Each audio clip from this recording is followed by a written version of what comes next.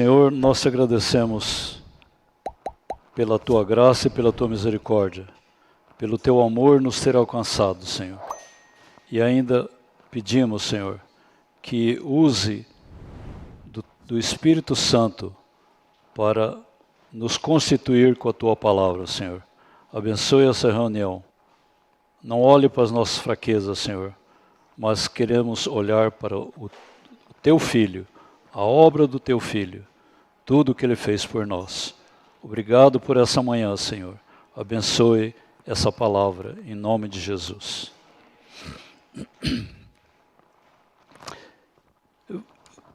Vamos ler então de João 6, 47 e 57, que diz o seguinte: em verdade vos digo, quem crê em mim tem a vida eterna. Eu sou o pão da vida. Vossos pais comeram o maná no deserto e morreram. Vossos pais comeram o maná no deserto e morreram. Esse é o pão que desceu do céu, para que todo o que dele comer não pereça. Eu sou o pão vivo que desceu do céu. Se alguém dele comer, viverá eternamente.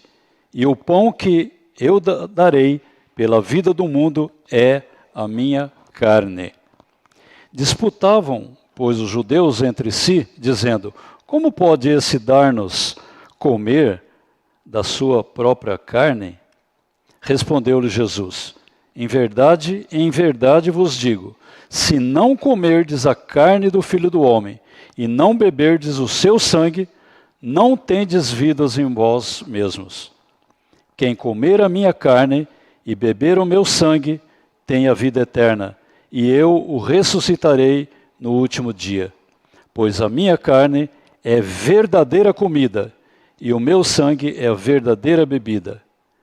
Quem comer a minha carne e beber o meu sangue, permanece em mim e eu nele. Assim como o Pai que vive me enviou, igualmente eu vivo pelo Pai, também quem de mim se alimenta, por mim viverá. Irmãos, é interessante que aqui não trata exatamente da ceia do Senhor. A ceia é uma lembrança de tudo isso que o Senhor disse, de toda a obra que o Senhor disse. Por isso que ele fala: fazei em memória de mim. Mas hoje nós vamos discorrer um pouco sobre essa obra do Senhor, descrita nessa passagem da carne e sangue. Aqui não fala corpo e sangue, mas fala carne e sangue, comer da carne. Ele começa no versículo 47, como nós vimos, mostrando o Senhor como o suprimento da vida eterna. Porque ele fala assim: em verdade vos digo, quem crê em mim tem a vida eterna. Essa vida eterna, seria até bom a gente comentar um pouquinho o que é essa vida eterna.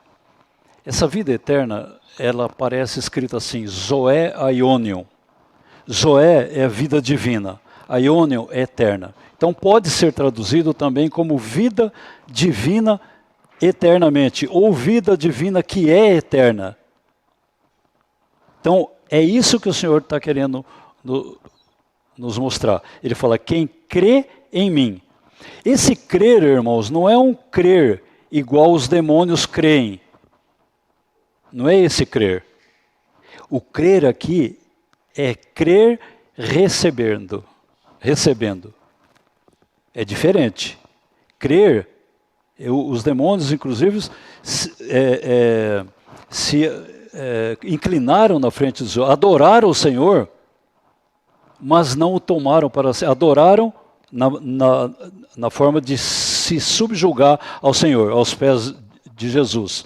Mas eles não receberam Jesus como a vida divina eternamente que está sendo prometida aqui. Então esse crer é muito importante. Quem crê em mim tem a vida eterna. Tanto é que, voltando no capítulo 3, depois daquela conversa que ele teve com Nicodemos, o versículo 16 de João 3 fala: porque Deus amou o mundo de tal maneira que deu o seu Filho unigênito, para que todo que nele crê não pereça, mas tenha essa vida divina eternamente, pelo crer, receber.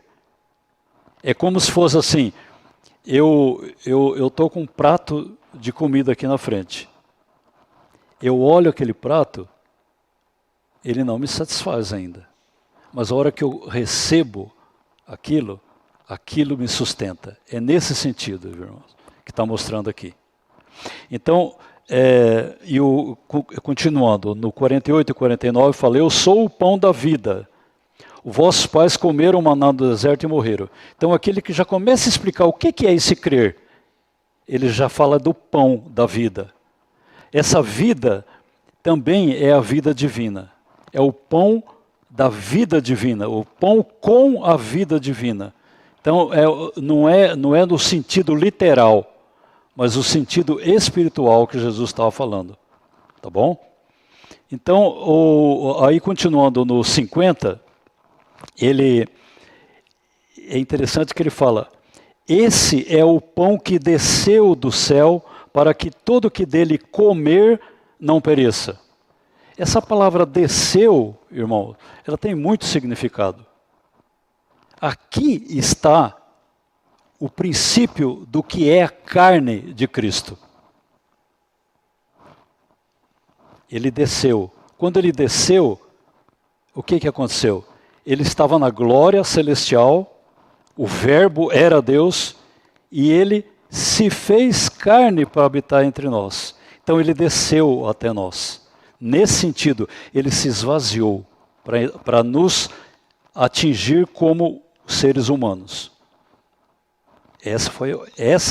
Isso é a carne do Senhor. O Verbo de Deus se fez carne para igualar-nos, para ser um conosco aqui, como homem.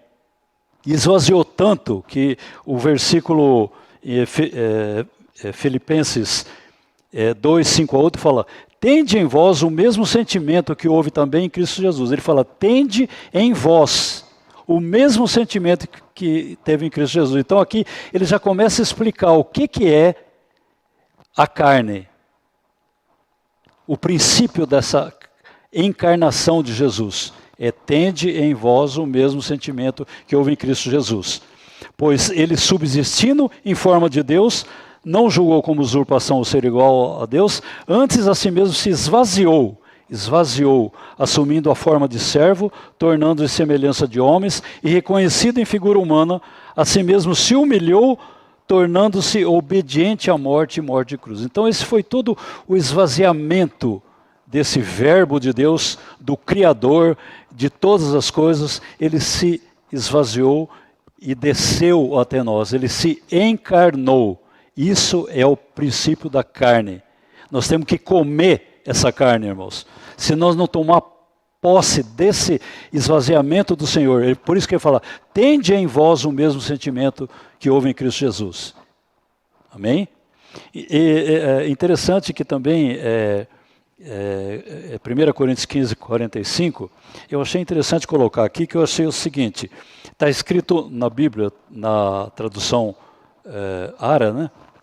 Ele fala: pois assim está escrito, o primeiro homem Adão foi feito alma vivente, o último Adão, porém, é espírito vivificante.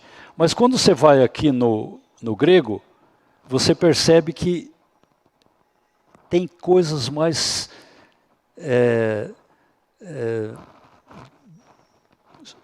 não é sutis, mas assim mais interessante da gente ver. Não encontrei a palavra, porque fala assim, quando fala, pois assim está escrito, essa palavra grega, ela aparece, não é assim só está escrito, mas ela já está escrito, eternamente escrita, porque ele fala duas vezes a palavra grafô, que é palavra, né, que é o escrito é grafô, então ele fala grafou. Quer dizer, ele é eternamente do passado e para o futuro. Essa é algo assim muito profundo. Está escrito. O primeiro homem, Adão, foi feito. Na verdade, está escrito assim que não é o primeiro Adão foi feito. O primeiro Adão tornou-se alma vivente. Esse é o princípio, tornou-se alma vivente. Por quê? Porque ele foi feito à imagem e semelhança de Deus. Mas quando ele pecou, ele tornou-se alma vivente. Mas aqui não é bem a alma vivente, fala alma com vida própria, que é a palavra psiquezosan, quer dizer, uma alma com uma vida própria. Ela ganhou uma vida independente de Deus. Por isso que ele tornou-se alma vivente. Mas ele não foi feito para ser uma alma com vida própria. Ele foi feito para ter uma alma para conter a vida divina. Então, todo esse processo que Jesus está fazendo é para restaurar esse princípio do Senhor. Então, ele fala assim, e o último Adão não é porém, é espírito. Fala assim, e o último Adão tornou-se também, aí a palavra usada é zoopoion, zoepoion. Quer dizer, esse último Adão, que é Cristo, ele tornou-se o Espírito que dá vida, mas não é bem o Espírito que dá vida, porque zoepoion, poion, vem da palavra poese, que é poema. Então, esse último Adão, que é Cristo, ele nos transformou ele está tentando nos transformar dessa situação de alma com vida própria, para ter uma alma com vida divina. Espírito poiesen, quer dizer, um poema divino. Então, ele doa essa situação, ele está criando, poium, criar, é doar, é dar. Então, é interessante, ele está criando uma situação de restauração para a nossa alma, do primeiro Adão, que tornou-se uma alma independente de Deus. Então é interessante isso aqui, me chamou a atenção. Então essa é a obra do Senhor, de restaurar a condição original que o homem foi criado. E o que é isso? O que ele precisou fazer? Ele precisou encarnar. Se ele não tivesse encarnado, ele não tinha condição de fazer isso por nós. Assim, de uma maneira... não é que não teria condição, mas esse foi um processo que o Senhor fez para nos dar o exemplo de como tomar posse dessa situação de carne, comer da carne do Senhor.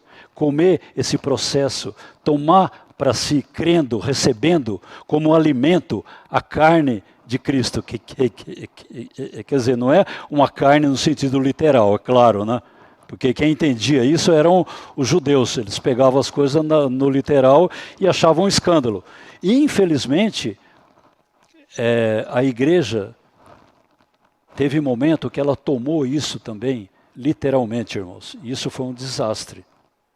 Desculpa dizer assim, mas você comer a ceia do Senhor dizendo que está comendo a carne do Senhor, é muito literal isso. Amém? Temos que prestar atenção para isso. O Senhor, ele fala espiritualmente. Por exemplo, no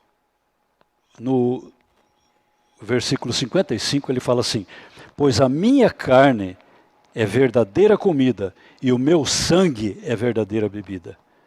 Nós estamos falando só de carne até agora, não falamos do sangue ainda. O sangue também não é literal.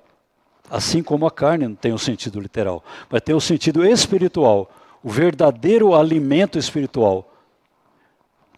E volto a dizer, não é a ceia, a mesa do Senhor, é uma memória disso, mas não é para ser tomada como prática literal disso, irmãos. Sério, isso aqui não está relacionado totalmente à ceia do Senhor, porque a ceia do Senhor é uma memória de tudo isso que o Senhor fez, da encarnação e da crucificação. Amém? Então, por exemplo, Isaías 53:12 mostra o seguinte: por isso eu lhes darei muitos como sua parte, e com os poderosos repartirá ele o despojo, porquanto derramou a sua alma na morte. Foi contado com os transgressores, contudo levou sobre si o pecado de muitos, e pelos transgressores intercedeu. Que obra maravilhosa essa que o Senhor fez. Ele precisava fazer isso, o verbo de Deus? Se humilhar, se encarnar para fazer isso? Essa é a carne que nós temos que comer, sim.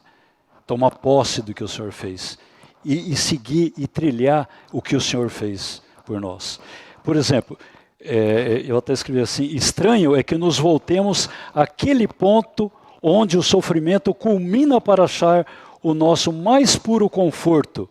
Mas é isso, irmãos. Minha carne é verdadeira comida. Quer dizer, mostra Cristo na sua fraqueza, no seu esvaziamento, a kenoses de Cristo, que é mostrado em Filipenses 2,7. E o meu sangue é a verdadeira bebida, que quer dizer, Cristo derramando a sua alma na morte como o nosso cordeiro substituto. Aqui começa a entrar o sangue também. Aqui começa, o sangue está sendo apresentado para ser nosso alimento, alimento espiritual. Amém? Continuando no versículo 56 de João 6, ele fala, quem comer a minha carne e beber o meu sangue, permanece em mim e eu nele. Olha que coisa maravilhosa, irmão. Agora ele está mostrando algo mais profundo ainda. Você permanece no Senhor e ele permanece em você. Quando você come um alimento, o que acontece? Aquele alimento ele é metabolizado e ele faz parte da sua constituição. Você não vê onde ele está, mas ele está fazendo parte da sua constituição, o alimento. Ele vai para o cérebro, ele vai para os ossos, ele vai... Entende? Os átomos que fazem parte desse alimento passam a constituir o seu corpo. Isso é o Senhor, quando ele fala, quem comer a minha carne e beber o meu sangue, permanece em mim e eu nele. Olha que coisa maravilhosa. Comer a carne e beber o sangue espiritual. Então, não devemos somente comer Cristo, devemos também beber Cristo. Em outras palavras, precisamos receber Cristo por completo. Não uma parte de Cristo, mas tudo de Cristo. Não somente a carne como Cristo encarnado. Isso é comer a carne. Tomar posse da encarnação do Senhor é comer a carne. Mas não fica aí. Tem algo que o Senhor ainda fez mais. Ele não parou aí na encarnação. Ele parou, irmãos, na crucificação, na morte. Ele não ficou só no esvaziamento, mas ele esvaziou tão profundo que foi morte de cruz. E nessa morte ele derramou o sangue. Então, não somente a carne de Cristo como encarnado, mas o sangue de Cristo como o Cordeiro eterno.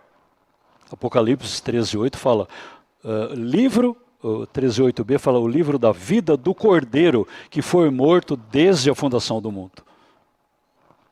E João 1:14a fala assim, e o verbo se fez carne e tabernaculou entre nós. Deus já tinha ensaiado isso com Moisés. Ele fez o tabernáculo e aparecia para Moisés no tabernáculo, porque ele queria já mostrar essa união orgânica com o homem. Mas agora, o verbo se esvaziou e se fez carne. E é essa carne que nós temos que tomar posse como nosso alimento espiritual. Essa encarnação do Senhor. Esse esvaziamento do Senhor. Por isso que lá em Filipenses fala, tendes vós o mesmo sentimento que houve em Cristo Jesus. Jesus está mostrando um caminho agora para ser seguido. O nosso ego, a nossa vida da alma clandestina, aquela vida independente de Deus, que o homem tornou-se alma vivente, alma independente, o Senhor agora está querendo restaurar essa situação. Amém? E o 57 fala, o 6,57 fala, assim como o Pai que vive me enviou, e igualmente eu vivo pelo Pai, também quem de mim se alimenta, por mim viverá. Então ele vai cada vez mostrando mais o que é a minha carne e o meu sangue. É alimentar, tomar posse de Cristo como o nosso alimento espiritual. Um banquete divinal agora. Interessante que Jesus gosta de banquete. Tanto é que na ceia, quando ele instituiu a ceia, ele fez um banquete. Chamou todo mundo ali para comer pão e tomar vinho. Aí ele falou assim, isso aqui, entende? Ali os irmãos sabem. Isso é o meu corpo, isso é o meu sangue. O corpo que foi partido e o sangue que foi derramado. Então, ele trouxe à memória a obra redentora dele e restauradora dele. Apocalipse 3:20, ele fala assim, eis que estou à porta e bato. Se alguém ouvir a minha voz e abrir a porta, entrarei na sua casa e cearei com ele e ele comigo. O Senhor, ele quer essa íntima comunhão de alimento espiritual.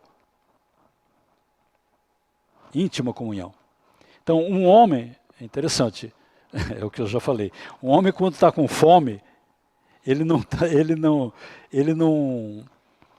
fica livre da fome só de pensar no alimento, só de entender o alimento. Ele pode ser um nutricionista de primeira categoria, mas se ele não tomar posse do alimento, aquele alimento não tem sentido para ele. Entende? Então devemos primeiramente saborear Cristo para então falar do seu doçor. Não adianta você falar de Cristo sem experimentá-lo. É como se fosse você falar do alimento sem experimentar o alimento. Se você não tomar posse do alimento, não faz sentido para você. Não está te nutrindo. Mas se você tomar posse de Cristo como alimento, esse é a verdadeira comida. E o sangue, a verdadeira bebida. Já estou terminando. Quero que os irmãos compartilhem mais hoje. Então, o que é comer a carne de Cristo? O que é comer a carne de Cristo?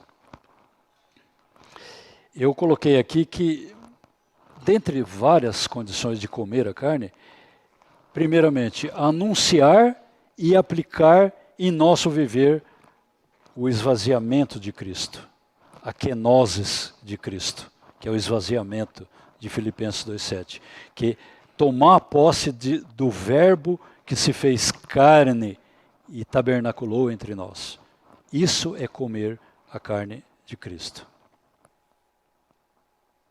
Não é só o momento da ceia onde você come o pão e bebe o vinho. Não é bem isso, mas isso aí é mais no sentido memorial. Por isso ele fala, fazer isso em memória de mim. Mas no sentido prático de alimentar, é tomar posse da carne, quer dizer, da encarnação de Cristo a nosso favor. E do esvaziamento de Cristo nessa encarnação, nós temos que tomar posse disso para a nossa vida, para o nosso ego. É um exemplo que o Senhor está mostrando aqui. Por exemplo, é o que fala, né, Filipenses 2, até o 7a, fala assim, tende em vós o mesmo sentimento que houve em Cristo Jesus. Pois ele, subsistindo em forma de Deus, não julgou como usurpação o ser igual a Deus, antes a si mesmo se esvaziou. Kenosis. Hebreus 12, 3 até o 3a, fala, olhando firmemente para o autor e consumador da fé, Jesus, o qual, em troca da alegria que lhe estava proposta, suportou a cruz, não fazendo caso da ignomínia, e está assentado à destra do trono de Deus. Considerai, pois, atentamente aquele que suportou tamanha oposição dos pecadores contra si mesmo. Um exemplo que ele está dando. Como beber o sangue de Cristo?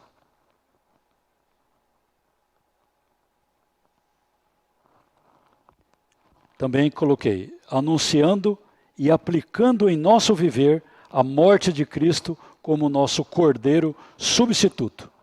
Nós A nossa morte, irmão, já estava decretada. Não tinha mais jeito para o ser humano. Porque Deus falou, no dia que comerdes, certamente morrerás.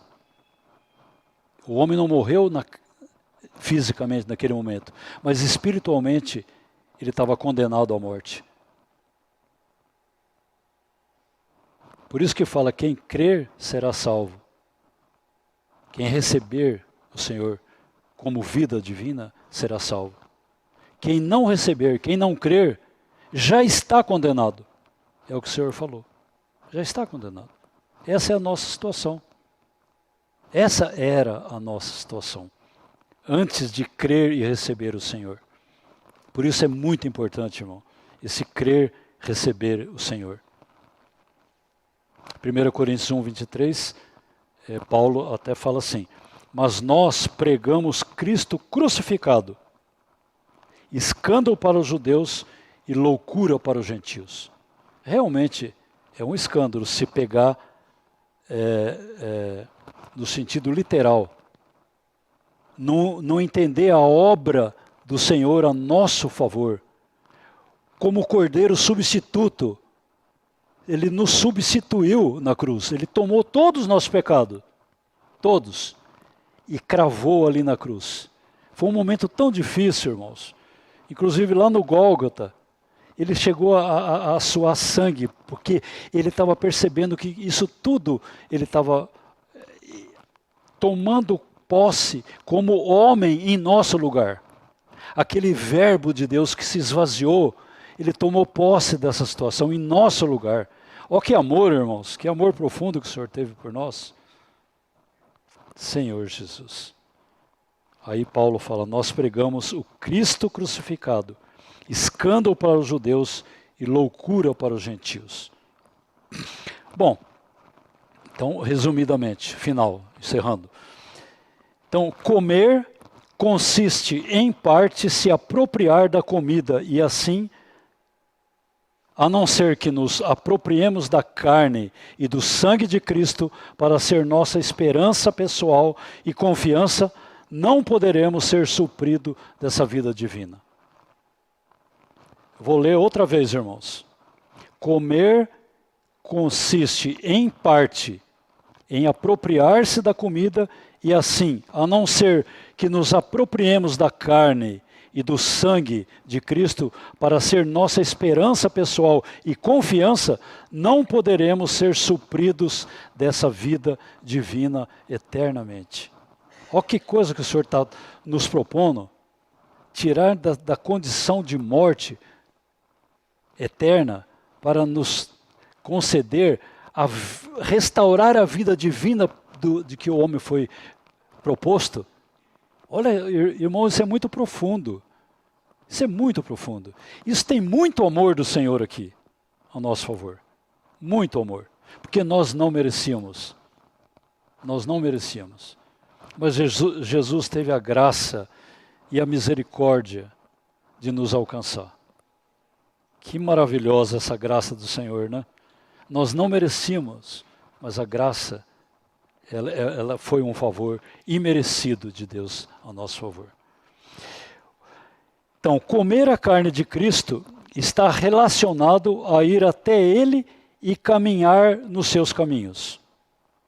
Repetindo, comer a carne de Cristo está relacionado a ir até Ele e caminhar nos seus caminhos.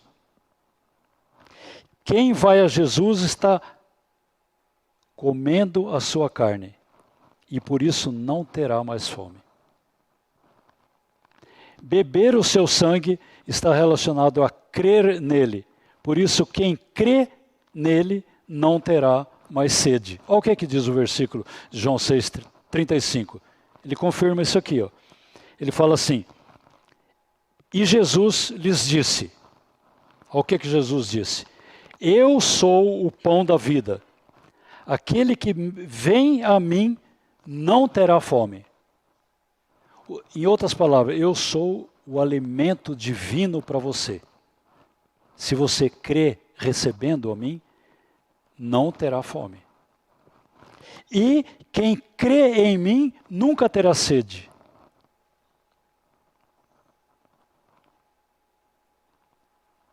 Então, está relacionado aqui, no caso, beber o seu sangue está relacionado a crer.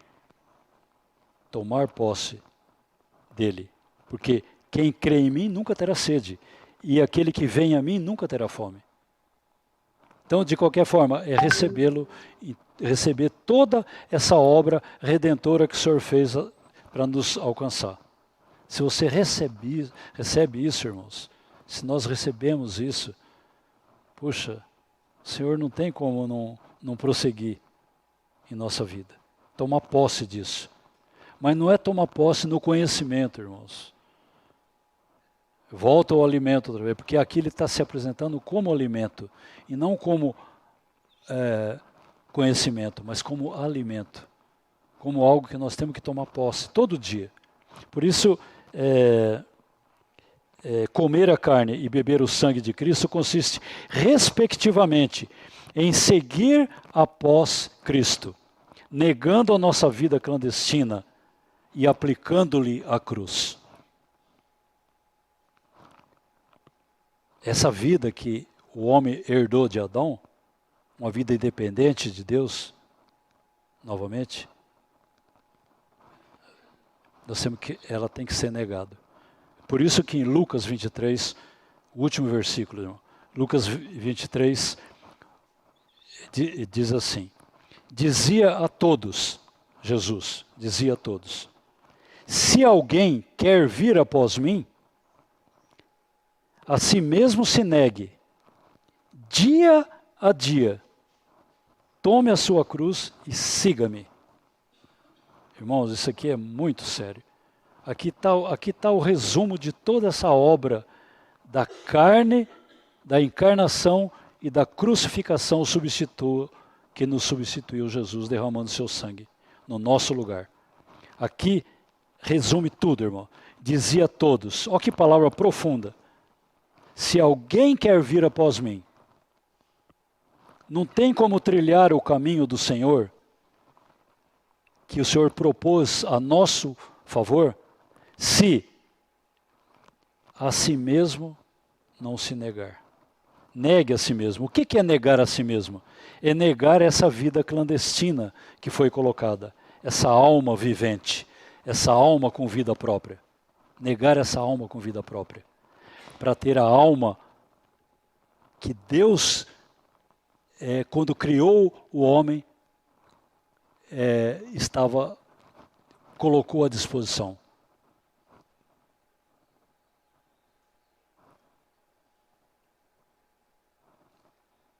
A imagem e semelhança de Deus. Foi nisso que nós somos criados. A imagem e semelhança de Deus. Infelizmente, o inimigo chegou e desviou esse propósito de Deus, dando uma vida própria para a alma. E o Senhor fala, negue essa vida independente de Deus. Negue a si mesmo. Tome a sua cruz. Quer dizer, tome a cruz de Cristo. Tome o mesmo caminho que o Senhor trilhou. Não tem como matar essa vida independente de Deus, essa vida própria, sem aplicar a cruz. Porque a cruz mata, mas é a cruz de Cristo, que é a nossa cruz.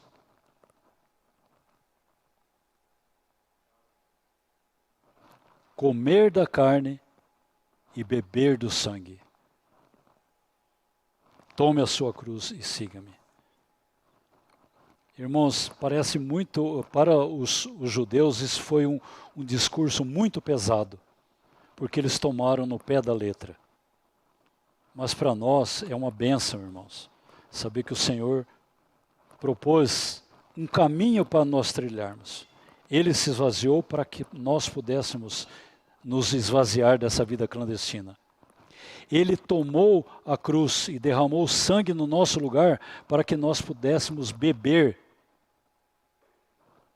dessa vida proposta para nós no sangue de Cristo. Verdadeira comida e verdadeira bebida. Cristo é a nossa verdadeira comida, a carne de Cristo, o processo de esvaziamento e a crucificação, o sofrimento dele no nosso lugar, é o beber o sangue de Cristo. Nós temos que tomar posse disso, irmãos, na nossa mente, e que isso dirija a nossa mente daqui para frente. Sempre quando nós fizermos alguma coisa que eleva o nosso ego, nós devemos lembrar disso, que o Senhor sofreu tanto para nos livrar disso, irmãos. E nós só podemos nos livrar disso se tomar posse do que Cristo realizou, beber o seu sangue e comer a sua carne. Não sei se foi muito claro, irmão, mas essa mensagem me tocou profundamente. O Senhor tocou profundamente meu espírito com essa palavra. Amém? Por isso nós te agradecemos, Senhor, por mais esse momento, pelo teu Espírito Santo a nosso favor. Hoje o Senhor é o Espírito que dá vida, que traz essa vida divina para dentro de nós. Senhor, nós cremos, nós sabemos que não merecemos, mas a tua graça nos alcançou e continua nos alcançando. E nós somos gratos por essa graça e misericórdia, Senhor. Orienta-nos, Espírito Santo, para prosseguir de acordo com a tua vontade, Senhor. Seja feita a tua vontade, Senhor, em nossa vida. Amém.